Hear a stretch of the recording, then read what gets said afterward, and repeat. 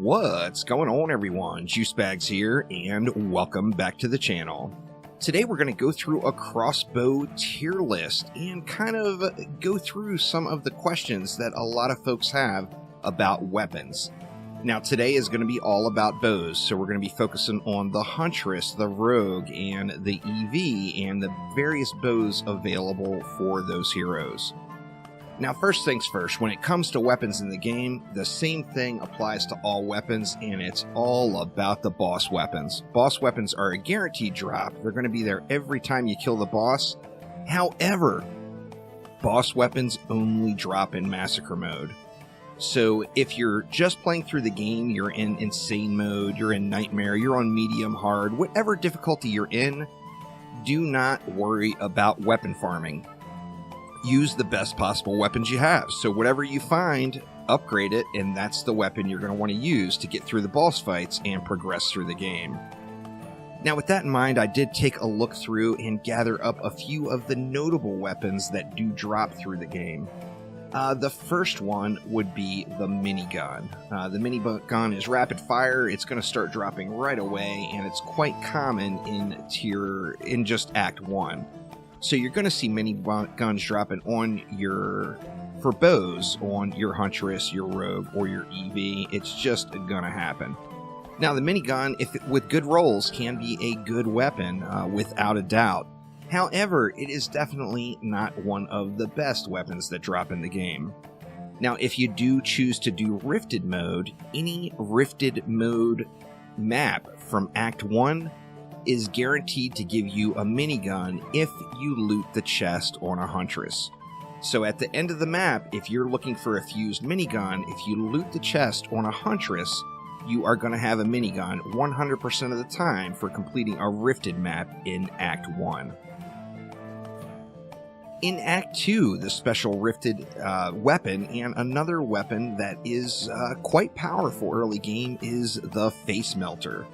Now this one does require a little change in playstyle. You're going to have to be up front and getting the damage done, as it is a flamethrower and it has a limited range. Now with that in mind, it is AoE. It's going to hit everything that's getting hit by the flame, and it can indeed put out very, very nice damage without a doubt. So fused or not fused, a flamethrower, or a face melter, that has high rolls on it, is going to be a weapon that you can use throughout the early game. This is a guaranteed drop from any Rifted map in Act 2. So if you do any map through Act 2 as you're playing through and you do it on Rift mode, you're going to get yourself a Face Melter. And then moving on to Act 3. Act 3 is all about the paintball gun. This is super rapid fire. It's a lot of fun to use. It was a favorite weapon of many players throughout the early courses of Dungeon Defenders Awakened, and with good rolls can without a doubt be game-changing in your experience as you're progressing through. Now, the paintball gun is the guaranteed drop for a fused weapon in Act 3. So if you loot the victory chest on any Rifted map in Act 3, you are guaranteed to get a paintball gun. Now, once again, getting these fused or not fused, these are just notable weapons throughout the campaign. However, remember, it's all about the boss weapon still, and getting through to Massacre mode is your #1 priority. So do not farm weapons early game. Use the best things that drop for you. If you want to do a Rifted map, and you can do an easier Rifted map in a particular tier, you can get yourself a fused weapon. Now the benefit of a fused weapon is any Rifted enemy is going to take double damage to any fusion damage. Now this is not just in Rifted mode. In regular non-Rifted play, all bosses, and then when you get to Massacre mode, all Sirens are Rifted enemies. So if you go in and you do just one Rifted map in, say, Act 3 as you're playing up and get yourself a fused paintball gun, you're going to be doing double damage to any bosses. So this is the damage you would do on a boss, and this is the damage you would do on a regular non-Rifted enemy. So the paintball gun is definitely a hot item as well as you're playing through for your bows. A few more notable drops. The double tap. You cannot get a rifted double tap, however, a double tap is definitely can be a powerful bow for you. This is going to be slow firing, but it fires 2 projectiles at the same time. You're going to find these throughout the game in all maps, and a double tap can definitely be a weapon that will get you through your initial experience as you're climbing your way to Massacre Mode. Another one is the Disintegrator. The Disintegrator has more cool value than anything else, as it does have a pretty cool shot type. However, this can also be another non-fusion or non-rifted weapon that will get you through into Massacre Mode and get past those boss fights.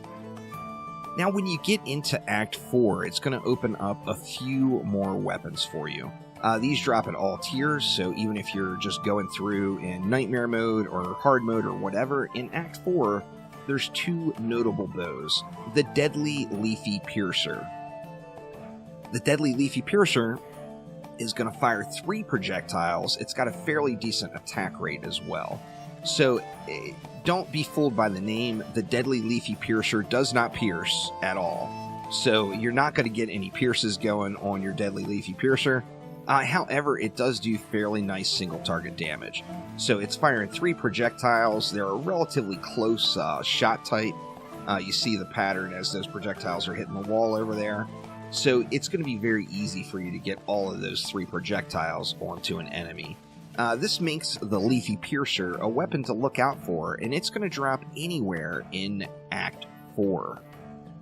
And then, last but not least, in Act 4, we are going to get the Deadly Stinger. The Deadly Stinger is going to drop throughout Act 4. It's slow firing, but the important thing to note here is its AoE. It's almost like a hit scan weapon, but it does have a projectile that moves very, very fast. So it is projectile based, but as you see here, it's going to do damage around it. So if you hit this goblin is going to take damage as well, and vice versa. So that's another item to look out for. Now, another notable weapon is the Rifted Weapon in Act 4. This is the standard Rifted Weapon or Fusion Weapon, and that is the Fused Woodland Whisper for bows. Now, the Fused Woodland Whisper also has a very unique shot pattern. It's got a fast-firing projectile, and it almost seems like at times it has a little bit of splash. However, it's not consistent. So, like if I hit it directly here, it doesn't look like it's necessarily pierce either, but maybe it's actually a little bit of pierce that's going on with it. But this is a weapon that's going to be a regular rifted drop if you're doing any rift mode prior to Massacre in Act 4. Now, this weapon will drop in non-rifted format as well, and it's one to keep an eye out for because it does have fairly decent base damage. And now we're going to get into the weapons that really matter, as it's all about the boss weapons in Dungeon Defenders Awakened. Now, I don't know why they don't have these boss weapons throughout the game, just in lower tiers. However, they only drop in Massacre Mode, so it's all about getting to Massacre Mode for special weapons. So don't do any weapon farming in Dungeon Defenders Awakened prior to getting to Massacre Mode. Just do the regular survival runs that you're already doing to maximize your XP gain, and use the best possible weapons that drop. Dipping into a Rifted mode is definitely a good alternative to get yourself a fusion weapon, and then you know you're going to be doing double damage to any of the bosses. Now, when it comes to Rifted mode and end-game and in Massacre play, now all of these weapons drop in non-rifted or non-fused and fused, depending on which mode you're playing, if you're on Rifted mode or not Rifted mode. And the first would be the Chimera Shot from Alchemical Labs and the Demon Lord.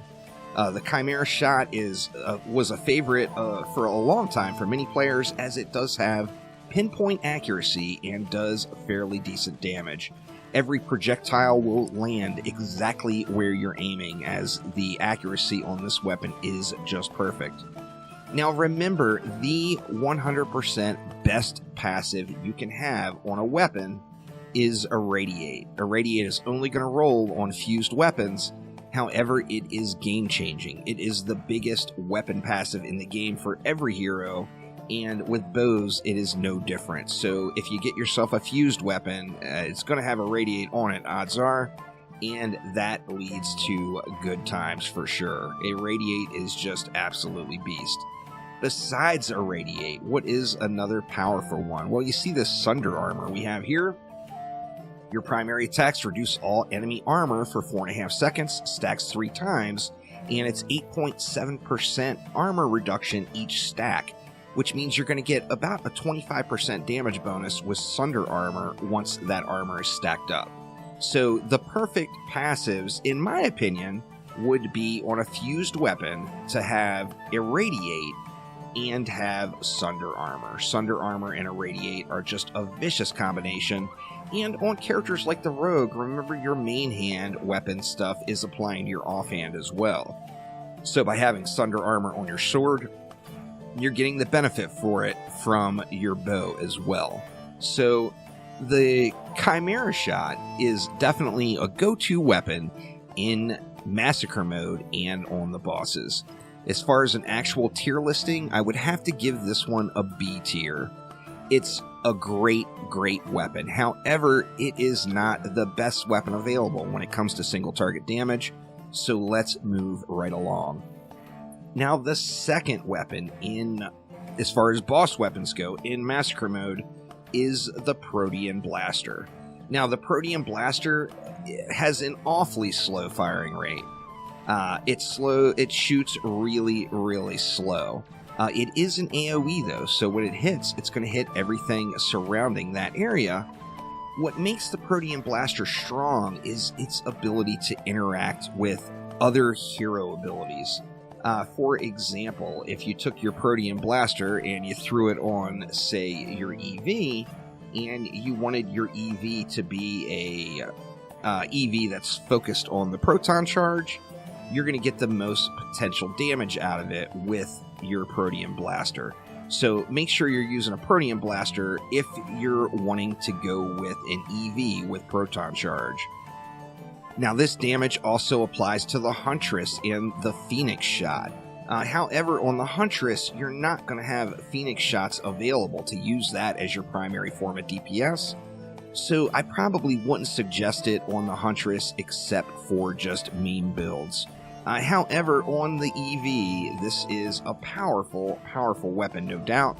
And like I said, it's a really slow firing rate, but it just does super good. So without question, on the EV, if you're building yourself a nice Proton Surge, or pardon me, what's it actually called now? Energy Cannon is the new name for it. If you're using the Energy Cannon or ability 2 on your EV, then the Throne Room weapon is without a doubt the weapon for you, that Protean Blaster. The Protean Blaster, since it does have limited effectiveness, I would have to drop this one down to a B tier as well. It is the best in slot weapon for the EV with that Energy Cannon ability. However, as far as overall usage, this is just not going to be the weapon that you want to use. The Protean Blaster can get the job done with those abilities, but in every other area, it's going to fail. So I'd have to drop this one in at a B tier. And now, moving right along, the next up is, of course, the Summit Weapon. The Summit Weapon is and can be just extremely powerful. So let's see, we've got a relatively decent one right here. The Summit Weapon is the Dragoon. This is going to drop in fused and in non-fused fashion for killing the Ancient Dragon. And prior to getting into Act 4, this is without a doubt the best in slot. It's going to dish out very nice damage. It does have a wide projectile spread. So this weapon is best for mid-range heroes, as you see the shotgun-type blast firing all over the place. You're just not going to hit things with all projectiles that are far away unless they are absolutely enormous. So the Dragoon is a great weapon. In my opinion, it's one of the best weapons. I use it as a transmog, and just a beast of a weapon that will drop from the Ancient Dragon in Massacre mode and above. Of course, if you do it on Rifted mode, you are going to get the Fused Dragoon, which is going to give you all the benefits from having fusion damage. The Dragoon, being really close to the top, but not quite the best in slot, is going to come in at a solid A tier. This one is the tops, but it is not the absolute best in the game, and really, the next weapon is just going to blow it away in all areas. Now, you have to bust out the calculator and do a little calculator math when you're comparing these two, as the dummy is not going to give you accurate numbers with that Irradiate proccing so crazy. But we're doing 1.135 million damage 5 times per shot, and then just over 3 times per second. So it's attacking 3 times per second. It's 15 projectiles, each doing 1.135 million apiece. And now we move on to the S tier, and the only weapon in the S tier is, without a doubt, the Wolfsbane Sniper. This is going to drop from the Lycan King in the Keep. If you loot the chest on a Huntress, it's guaranteed, and then, of course, in Rifted mode, it's going to give you a fused version. In non-Rifted mode, it will give you a non-fused version. This weapon will go down to a 0.15 attack rate. You see, I'm at 0.17, so I don't have the perfect weapon quite yet, but it still just rules the roost. It doesn't attack with as many projectiles. It's a single projectile. However, it does have that pinpoint accuracy that you get with the Chimera shot. And additionally, not only is this weapon the most single target damage out there, but it pierces. Oh yeah, it pierces through them and just destroys entire lanes of enemies. So you're going to get that damage onto both enemies as that pierce heads right on through. So the S tier weapon for a bow in Dungeon Defenders Awaken is without a doubt the Wolfsbane Sniper from the Keep. Now, obviously, use your favorite weapon. As far as the boss weapons go, all 4 of them are viable. Use the one you like the best, and if you've got a ridiculously good, say, Dragoon, and you only have a really, really bad Sniper, the Dragoon may end up being more damage for you. They're actually that close apart. The Wolfsbane Sniper is about 15% more damage overall than the Dragoon when you're comparing apples to apples. However, depending on the quality rolls is dependent on which weapon you should use. Additionally, there's the fun factor. So if you're having fun with another weapon, use any of these boss weapons, because Massacre Mode and completing Massacre Mode is 100% all about the boss drops. So this one rules the roost, and I just love it. I love that accuracy, I love that pierce, and the Wolfsbane Sniper is just able to get the job done. Once again, the best passives that you would want is Irradiate and Sunder Armor. If you had both of those on your Wolfsbane Sniper, and you had both of those on your main hand Claymore on a Rogue, you are going to just annihilate bads, as the Sunder Armor is going to stack between the two, and the Irradiate is going to stack between the two. Now, there may be changes to that in the future, but right now, that's how it works. So the Wolfsbane Sniper is the one you want to shoot for. So hopefully this helps answer some questions. I'm sure some folks that have been farming weapons on Insane or Nightmare mode are going to be a little bit bummed. However, there just aren't any boss drops in any mode below Massacre. So use the best thing you've got to get yourself into Massacre mode, and then worry about farming the perfect weapon once you get there. So that will do it for now. Thank you all so much for watching. Let me know down in the comments below, what is your favorite bow out of all the bows available in Dungeon Defenders Awaken. But thanks again, y'all, and I will see ya next time around. Take it easy.